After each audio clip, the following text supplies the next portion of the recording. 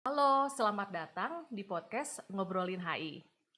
Tempatnya isu-isu global menjadi obrolan sehari-hari.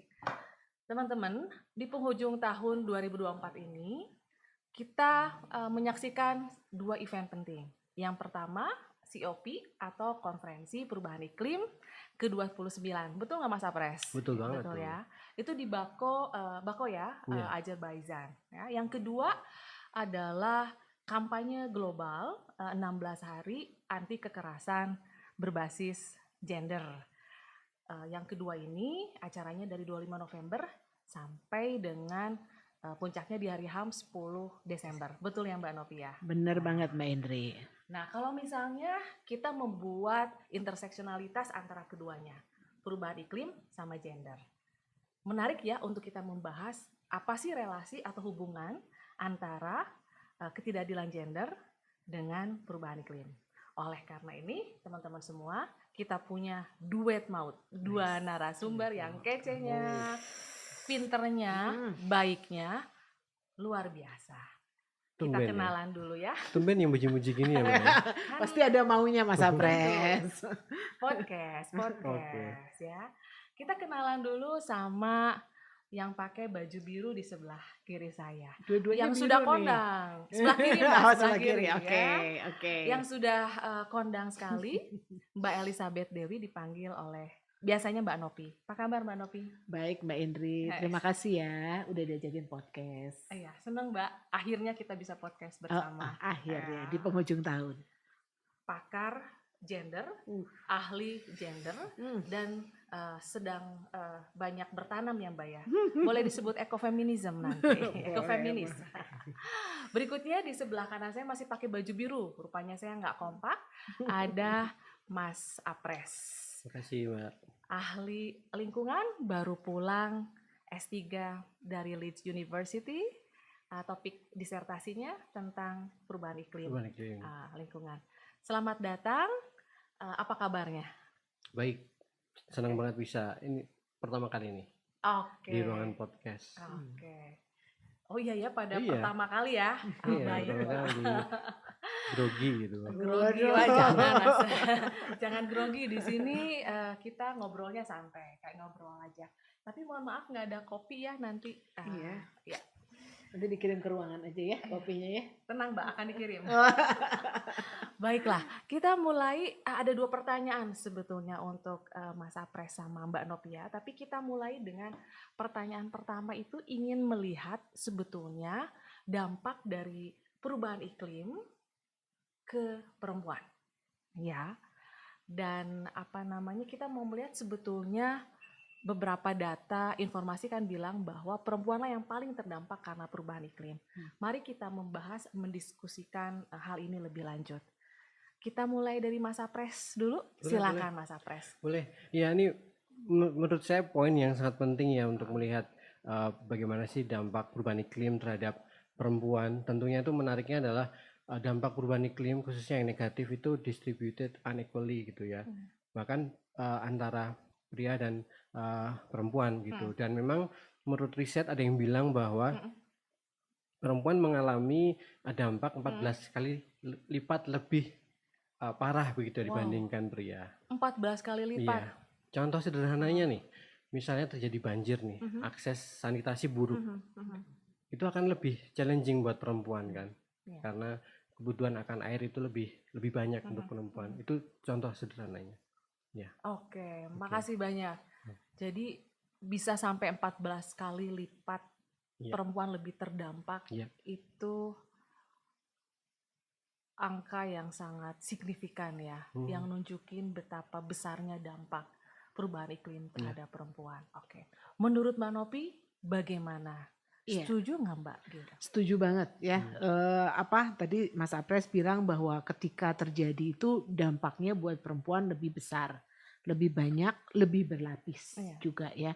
Karena ketika ada perubahan iklim yang mengakibatkan perubahan sesuatu di lingkungan hidup dia bukan hanya memikirkan dirinya sendiri, memikirkan dirinya sendiri aja udah berdampak cukup besar gitu ya. Apalagi dia harus memikirkan dampaknya kalau misalnya dia menjadi pengasuh, maka dia harus memikirkan anak-anaknya. Lalu kadang-kadang dia juga menjadi pengasuh bagi orang-orang tua gitu ya, untuk lansia. Belum nanti kalau ada anggota keluarga yang memiliki disabilitas. Nah, jadi selain dampaknya besar, tetapi juga berlapis. Dan seringkali orang tidak melihat atau mungkin juga pembuat kebijakan tidak melihat bahwa itu tuh sampai segitu signifikannya dan segitu berlapisnya beban yang harus ditanggung oleh perempuan akibat perubahan iklim. Oke, berarti di antara kelompok perempuan sendiri itu ada lapis-lapis ya Betul, Mbak ya, kelas betul, ya, betul. kategori di mana kelompok perempuan tertentu itu jauh lebih rentan. Betul. Oke, nah ini kan menarik sekali ya, menarik tapi fakta yang menyedihkan gitu sebetulnya, sesuatu yang harusnya menjadi concern bahwa perempuan itu paling terdampak dengan dampak yang jauh lebih besar daripada laki-laki. Pasti teman-teman penasaran mengapa ya, mengapa perempuan itu yang paling terdampak karena perubahan iklim. Mungkin bisa diceritakan, dijelaskan. Siapa duluan nih? Mau Mbak Novi dulu atau Mas Apres? Oh ya boleh, saya dulu ya Mbak. Ini menarik, saya ada nemu beberapa data juga ya bahwa 50% suplai makanan di dunia ini diproduksi oleh perempuan. Nah, itu angkanya lebih meningkat lagi kalau kita berbicara di negara sedang berkembang tuh. Angkanya bisa meningkat hingga 80%, bahwa 80% makanan itu diproduksi oleh perempuan. Nah, tentunya kan proses produksi makanan itu sangat erat hubungannya dengan kondisi alam nih. Nah, kalau terjadi banjir, terjadi kekeringan, tentunya kan mereka yang terdampak juga, mereka yang paling terdampak karena mereka yang memproduksi makanan lebih banyak gitu ya komposisinya, tapi mereka harus berhadapan langsung dengan dampak cuaca yang ekstrim tersebut. Ya, tentunya itu kan mempengaruhi pendapatan juga dari perempuan dan juga keluarganya, dan itu kan berdampak, ada dominonya ya, karena mereka harus menghidupi anak juga, dan mungkin tadi Mbak Novi masih mengurus orang tuanya juga. Itu kan dampaknya berlapis, tidak hanya ke perempuan sendiri tapi family. Gitu. Makasih banyak Mas Apres. Mbak Novi, bagaimana Mbak? Iya, kalau pertanyaan kenapa itu sebetulnya karena perempuan itu paling dekat dengan alam, paling membutuhkan alam, dan paling memikul beban untuk memastikan bahwa alam itu baik-baik saja, sehingga keluarga dia akan baik-baik saja. Ya, tadi seperti yang disampaikan Mbak Indri, kelompok perempuan itu juga tidak homogen ya. Sangat beragam. Nah, kita bicara katakanlah misalnya teman-teman kelompok perempuan yang memiliki status sosial atau juga penghasilan yang rendah ya. Artinya dia harus memastikan bahwa keluarganya baik-baik saja di tengah segala keterbatasan. Ditambah lagi dengan misalnya isu perubahan iklim tadi. Artinya kesulitan yang harus ditanggung menjadi semakin besar. Dan siapa yang harus menanggung itu semua adalah kelompok perempuan. Kalau kita bicara, oh berarti orang kaya nggak ada masalah. Oh enggak gitu juga. Kaya juga mungkin di satu sisi dia punya resource tertentu. Tapi kita bisa melihat kalau meskipun dia punya uang banyak, tetapi sumber bahan makanan yang nggak ada, mau apa? Duitnya juga nggak bisa dipakai buat apa-apa. Jadi memang perempuan yang dikonstruksikan oleh masyarakat, yang diharapkan oleh masyarakat untuk memastikan bahwa keluarganya makan, keluarganya sehat, keluarganya mandi, ya kan? Karena air terutamanya itu kebutuhannya sangat signifikan ya. Kita bisa melihat daerah yang kekeringan itu pasti akan mengalami banyak sekali keterbelakangan gara-gara sumber daya airnya nggak ada. Nah, maka karena perempuan yang dikonstruksikan itu dan perempuan sangat dekat dan sangat membutuhkan, maka beban perempuan ada menjadi lebih besar dan dipastikan harus memastikan bahwa keluarganya itu baik-baik saja. Gitu. Nggak ada makanan di meja, yang mau dimarahin siapa? Ya perempuan, ya kan. Anaknya nggak mandi, anaknya nggak sehat, yang dimarahin siapa? Perempuan. Nah itu semua beban itu menjadi ada di perempuan dan dia harus memastikan bahwa semua itu bisa dia lakukan.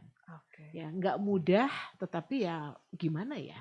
Itu salah satu yang dikonstruksikan oleh masyarakat dan itu yang memastikan bahwa perempuan harus bisa melakukan itu semua. Iya betul ya, karena kalau perempuan begitu bangun tidur gitu ya, itu Bekerja dari matahari terbit sampai mata suami terbenam. Menambah. Bisa jadi quote. Ya. Bagaimana Mas Apres tanggapannya? Valid Valid ya. No debat. No debat. Ini Mas Apres ini termasuk laki-laki baru gitu Yes, ya, dengan laki-laki kesadaran gender yang cukup kuat, dan kita perlu lebih banyak laki-laki baru ini. Nah, tadi kan kita sebetulnya membahas poin penting bahwa perempuan paling terdampak gitu ya. Sekarang kita masuk pada bahasan berikutnya adalah apakah itu artinya juga perempuan tidak punya peran penting ya di dalam mitigasi dan adaptasi perubahan iklim gitu ya. Seberapa besar peran perempuan dalam tadi ya istilahnya menjaga kelestarian lingkungan gitu. Kita kalau tadi mulainya dari Mas Apres terus ya. Sekarang kita mulai dari dari saya Mbak ya. Novi. Oke. Silakan, Mbak. Kalau teman-teman bisa baca di banyak di banyak media ya. Teman-teman bisa ikutin di banyak media.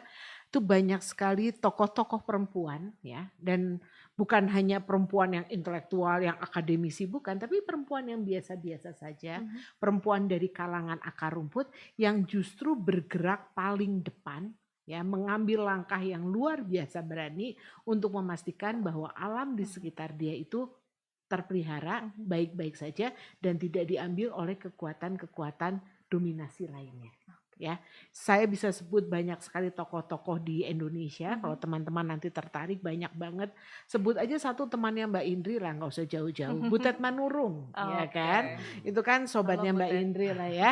Butet Manurung mudah-mudahan dengar ya. Nggak tahu ada di Amsterdam, nggak tahu ada di mana. Tapi dia salah satu yang memastikan bahwa teman-teman suku anak dalam itu bisa hidup dengan baik tanpa terganggu oleh norma-norma yang dipaksakan oleh orang-orang yang merasa lebih hebat, lebih pintar dan segala macam. Atau yang kedua saya boleh sebut namanya misalnya Aleta Baun ya. Satu perempuan dari daerah Nusa Tenggara sana yang dia sangat prihatin dengan situasi lingkungan di mana dirusak oleh MNC yang punya kepentingan bisnis dan segala macam. Lalu dia dalam situasi diamnya dia menenun di situ, memastikan bahwa alamnya tidak dirusak oleh kekuatan-kekuatan besar tadi. Atau banyak perempuan-perempuan di daerah Aceh sana di Leser yang memastikan bahwa hutan-hutan di Leser tidak terganggu sehingga kawanan-kawanan gajah tidak keluar dari tempatnya dan mengganggu pedesaan, dan banyak sekali di seluruh dunia ya. Itu dari teman-teman dari akar rumput. Kalau dari kalangan akademisi yang menulis banyak buku, saya yakin pasti teman-teman sangat familiar dengan Vandana Shiva ya.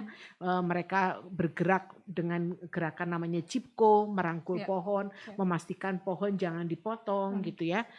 Supaya apa? Karena kalau pohon dipotong itu juga memutus rantai kehidupan untuk perempuan-perempuan. Jadi sebetulnya dengan segala bentuknya, dengan segala keberagamannya, perempuan di berbagai tempat di seluruh dunia sudah bergerak untuk memastikan bahwa alam atau lingkungan, atau mereka menyebutnya ibu bumi ya. Ibu bumi itu tidak dirusak, tidak diganggu, supaya tetap bisa memberikan yang terbaik untuk kehidupan. Oke, luar biasa ya Mbak Nop ya. Termasuk juga teman-teman. cerita perempuan masyarakat adat gitu ya, melawan betul. land grabbing untuk misalnya perusahaan-perusahaan sawit di Papua dan lain-lain. Luar biasa. Nah, Mas Apres, ya, bagaimana pandangan Mas Apres dari apa yang diceritakan oleh Mbak Nopi? Ya mau nyambung sedikit ya Mbak. Menurut saya memang ini unique case karena perempuan kan memang dia terdampak paling berat gitu ya, paling parah, kemudian termarginalkan dalam proses pengambilan keputusan, dalam proyek-proyek perubahan iklim gitu ya. Tetapi mereka itu adalah ujung tombak sebenarnya. Mereka tuh ujung tombak untuk hal apapun. Misalnya kan saya sedikit nyontek ya ini. Saya tadi sempat baca dari UN, Women are Environmental Stewards ya. Tadi saya sebutkan bahwa perempuan memproduksi makanan paling banyak gitu ya, dalam persentasenya. Berarti kan dia ujung tombak untuk memastikan bahwa proses produksi makanan itu sustainable gitu ya, secara lingkungan, secara sosial. Kemudian ada poin women are the backbone of resilience. Tadi juga sudah sempat disinggung oleh Mbak Novi bahwa perempuan itu adalah first responder. Kalau ada bencana, yang angkut anak-anak siapa? Misalnya pas lagi di rumah nih, bapaknya kerja, yang angkut anak-anak, yang angkut orang tua, ya perempuan yang ada di rumah, yang selalu standby. Kemudian ada juga women are agents of change. Ya, kalau kita lihat tadi sempat Mbak Novi menyebutkan beberapa aktivis perempuan gitu ya. Dan saya melihat di level internasional pun aksi-aksi yang radikal itu dilakukan oleh perempuan, dan itu memang menggugah ini menarik perhatian untuk menunjukkan bahwa ini tuh isu yang penting. Misalnya kasus pelemparan subtomat lukisan Mona Lisa, kemudian lukisannya Van Gogh gitu ya. Kemudian itu dilakukan oleh perempuan. Jadi perempuan adalah agent of change, ujung tombak dari how to tackle climate change, negative impact gitu, Mbak. Oke. Makasih Mas Apres. Jadi kita sampai saat ini melihat bahwa perempuan paling terdampak, tapi perempuan juga punya peran sangat penting ya untuk mitigasi adaptasi perubahan iklim. Sekarang kita masuk kepada perempuan sebagai policy makers gitu ya, dalam terkait sama tadi ya strategi-strategi perumusan kebijakan, termasuk juga COP ya, negosiasi-negosiasi gitu. Menurut Mbak Novi sama Mas Apres, seberapa banyak sih perempuan yang terlibat, punya suara, memegang keputusan di dalam tadi ya konferensi-konferensi perubahan iklim atau dalam level-level pengambilan keputusan di tingkat global? Mas Apres tuh udah punya datanya kemarin ya, Mas? Oh iya. Ini ahlinya COP Mbak. Iya, ahlinya COP dia. Kalau grassroots Mbak Novi nanti. Ini poin menarik juga ya, kan memang di berbagai kesempatan dalam pengambilan kebijakan itu perempuan masih dimarginalkan, tetapi memang ada arah menuju ke arah baik gitu, ada setitik cahaya di terowongan yang panjang gitu istilahnya. Jadi memang kalau kita berbicara summit di COP, memang sebagian besar kan memang banyak pemimpin negara itu laki-laki, ya itu tidak bisa dipungkiri. Tetapi dilihat dari jumlah partisipan COP29 itu mencapai kalau tidak salah ya 66.000 orang, ya itu satu stadion Anfield gitu penuh tuh. Oke. Nah, untuk maaf, itu stadion apa? Liverpool, Anfield, karena saya fans Liverpool, jadi saya kasih contohnya itu. Kapasitas Anfield itu 62.000, tapi ini 66.000, jadi sebanyak itulah orang yang terlibat. Dan ternyata jumlah perempuan yang terlibat sebagai delegasi itu sekitar 34%. Itu meningkat dari tahun sebelumnya yang 33%. Nah, melihat tren yang meningkat ini berarti ada nih arah nanti suatu saat akan 50-50, dan menurut saya itu bagus sih. Makasih. Nah, kita tanya Mbak Novi. Mbak Novi, 33 atau yang meningkat jadi 34% di dalam negosiasi perubahan iklim di global, menurut Mbak Novi ini angka yang bagus atau tidak? Waduh, ini jadinya main ini cocokologi, angka bagus, angka cantik ya.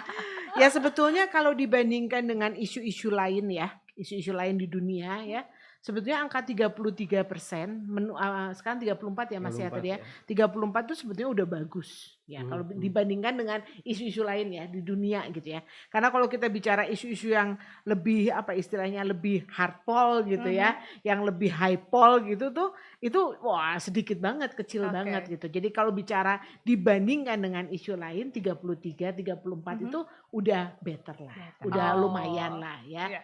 Gitu. Kalau dibandingkan dengan isu lain, tapi ya memang harapannya bisa lebih dari itu dong, karena kan sebetulnya populasi dunia itu kan hampir 50-50 lah katakanlah gitu kan ya. Jadi sebetulnya tidak ada alasan untuk tidak melibatkan perempuan, tidak melibatkan teman-teman di akar rumput begitu ya, supaya jadi lebih voice of the voiceless-nya itu lebih terdengar dong gitu kan.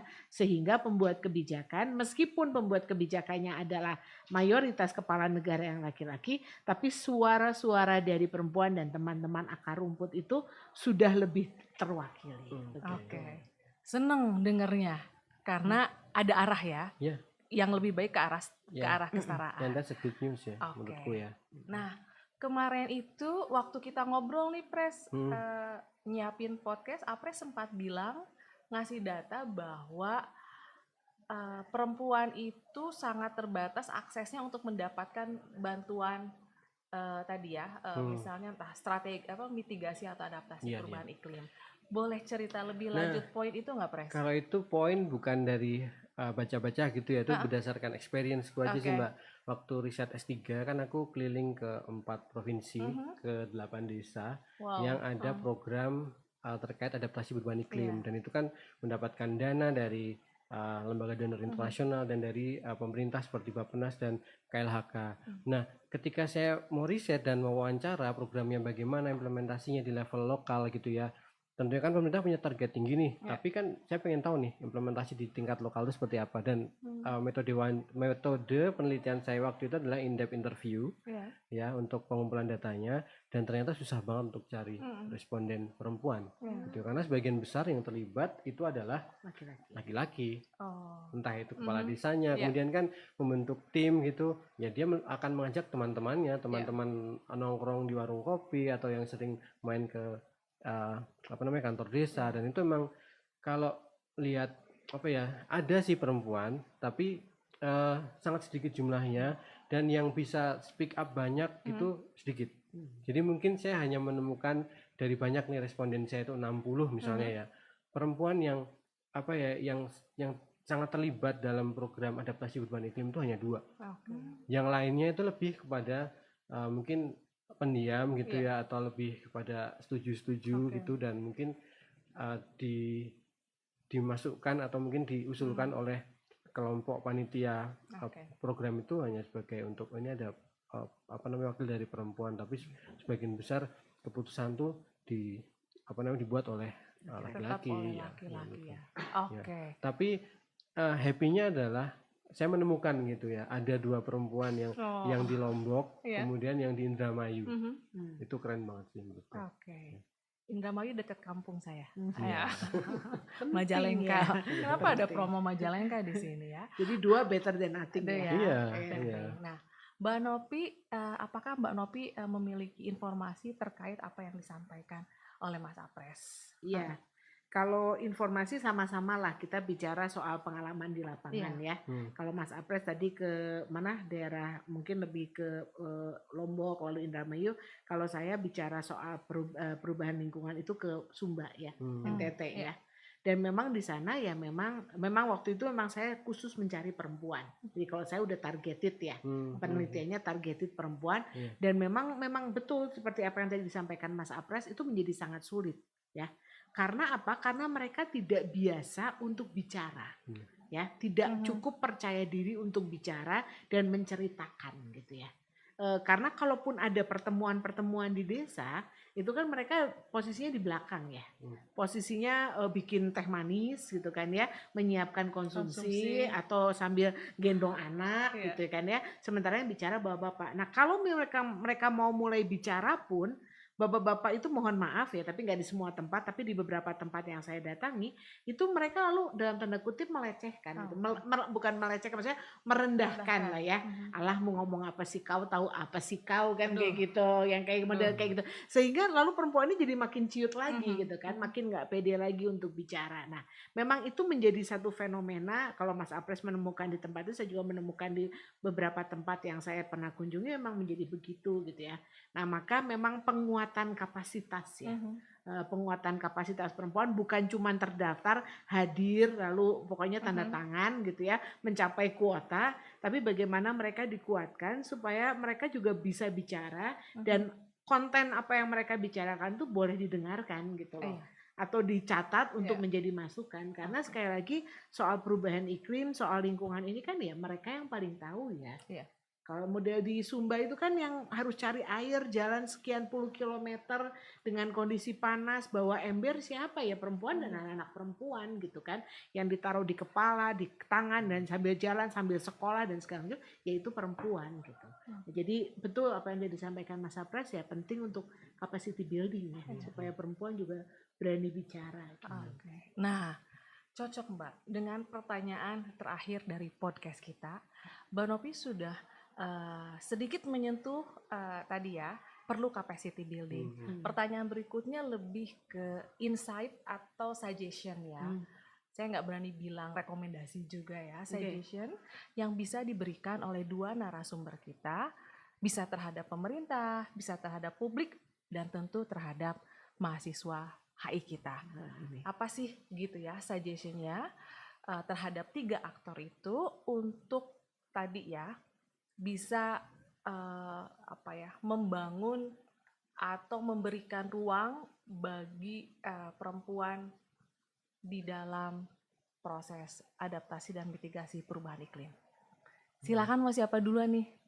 Ya boleh deh, aku deh. Iya, silakan. Kalau berdasarkan pengalaman riset di lapangan, tentunya setiap program adaptasi perubahan iklim atau mitigasi perubahan iklim, pengurangan emisi itu memang harus paling tidak melibatkan suara dari perempuan. Itu wajib sih menurutku. Jangan sampai di suatu program isinya bapak-bapak semua gitu. Itu kan kurang kurang bagus lah, karena ada suara yang termarginalkan. Pokoknya itu aja. Setiap ada pembentukan panitia kelompok itu harus ada balance-nya lah ya. Kemudian untuk mahasiswa nih, ini mungkin penting juga karena ternyata tidak banyak yang aware terkait isu perubahan iklim ini. Tidak banyak yang mungkin aware tahu perubahan iklim itu apa, tapi tidak mengikuti. Maksudnya tidak mengikuti perkembangannya saat ini seperti apa. Misalnya nih, pemerintah komit apa. Kalau nggak ada yang peduli, kalau target itu nggak dicapai, ya pemerintah akan lolos saja karena nggak ada protes nih. Tapi ketika semua mata tertuju pada kebijakan pemerintah itu, misalnya mereka mau mematok target apa nih, mengurangi emisi 43% something. Tapi kalau nggak ada yang ngecek, ya itu nggak akan dilakukan gitu. Perlu ada kepedulian nih, harus cek dan recheck pemerintah ngomong apa dan harus kita kritisi. Nah, saya rasa sih mahasiswa harus kritis nih terhadap apa yang dijanjikan oleh pemerintah, menurut saya seperti itu. Oke, makasih banyak Mas Apres. Mbak Nop. Oke, ya mungkin menyempurnakan, melengkapi apa yang tadi Mas Apres bilang, bahwa mungkin affirmative action untuk program-program perubahan iklim itu juga penting. Jadi memastikan keterlibatan perempuan sekurang-kurangnya 30%. Ya.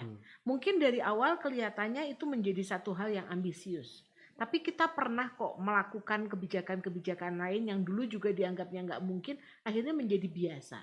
Karena kadang-kadang mohon maaf ya, harus ada paksaan. Kalau nggak ada paksaan, akhirnya nggak bisa. Jadi mungkin affirmative action memastikan bahwa pemerintah melibatkan perempuan sekurang-kurangnya 30%. Nanti kalau udah bisa, jangan cuma melibatkan perempuan, juga teman-teman disabilitas, ya, teman-teman kelompok marginal lainnya. Tapi mungkin bisa dimulai dengan perempuan, affirmative action. Nah, buat publik, mungkin pesan saya adalah, ya ini perubahan iklim ini kan sebetulnya persoalan bagaimana kita mencoba merawat ibu bumi kita ya. Ibu bumi kita sudah terlalu banyak diperkosa oleh banyak sekali kepentingan manusia yang sangat-sangat serakah, ambisius, maka mungkin waktunya ya publik untuk ambil bagian dalam bagaimana merawat ibu bumi kita. Kecil, sederhana, tapi semuanya ambil bagian dan mencoba untuk melakukan apa yang bisa. Makin besar ya makin hebat sih, makin bisa. Tapi seenggak-enggaknya mulai dari hal yang sederhana dulu dan mulai dari diri sendiri. Dan sekarang, jangan tunggu lagi. Ini kita udah lihat lah ya gimana perubahan iklim mempengaruhi kita. Nah, buat mahasiswa HI, baik HI Unpar atau HI dimanapun di seluruh Indonesia, tadi Mas Apres bilang udah kritis. Nah, kalau saran saya untuk bisa menjadi kritis, salah satu syaratnya adalah membaca. Ya, kalau kata siapa namanya, kata sebentar siapa tuh film remaja yang beken banget di Indonesia? Dilan, ya, kata Dilan tuh ikro. Baca ya. Kata Dilan. Iya, kata Dilan kepada Milea, ikro katanya. Nah, jadi saya juga mengutip Dilan, ikro, baca ya. Bacaan-bacaan tentang perubahan iklim, lalu bagaimana kita mau ambil bagian dalam perubahan iklim itu banyak banget. Nah, kalau sudah baca, sudah paham, bisa kuliah, ambil mata kuliah yang memang berkaitan, lalu banyak berdiskusi, bisa berpikir kritis dan bisa menyumbang untuk tadi ya mengkritisi kebijakan-kebijakan pemerintah. Jadi mahasiswa juga ambil bagian melalui apa yang bisa dilakukan sebagai mahasiswa. Mungkin itu Mbak Indri. Oke, terima kasih Mbak.